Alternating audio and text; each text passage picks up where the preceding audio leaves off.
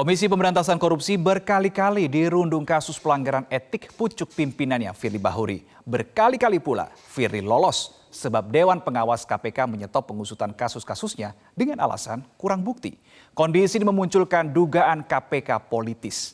Terlebih belakang muncul rumor Capres Anies Baswedan akan dijadikan tersangka kasus Formula E.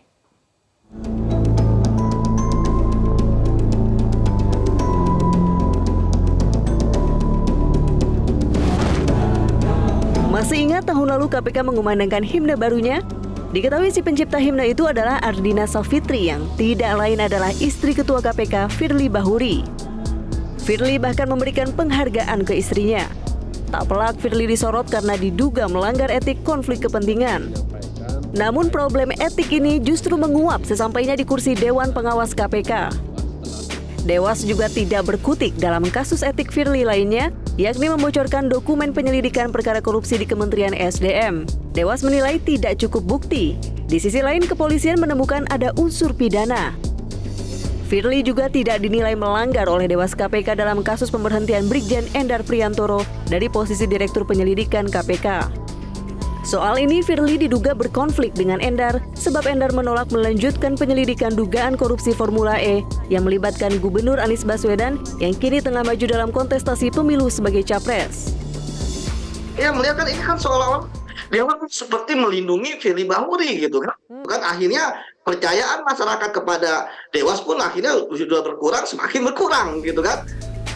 Deretan kasus etik Firly yang tidak tuntas terlebih soal kasus Formula E bersambung dengan munculnya rumor Anies Baswedan akan ditetapkan sebagai tersangka oleh KPK.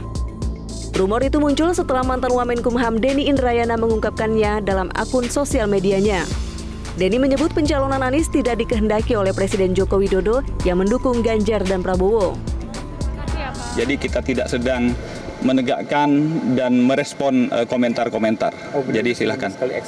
Itu kan katanya Pak Denny ya. Jadi saya kira yang bisa mengklarifikasi, membenarkan adalah Pak Denny saja, bukan kami. Prof Denny itu hampir seluruh yang dikatakan itu menjadi kebenaran ya. Dia seorang intelektual, seorang akademisi lah, tidak mungkin ngarang-ngarang. Dan kita memberi apresiasi karena yang disampaikan Prof Denny semacam early warning, jangan sampai itu terjadi gitu. Dan kalau seseorang ditetapkan sebagai orang yang punya masalah hukum karena betul-betul punya masalah, kita hormati. Tapi kalau itu dimasukkan sebagai bagian dari langkah politik pencegahan seseorang memenuhi hak politiknya, menurut saya itu yang lebih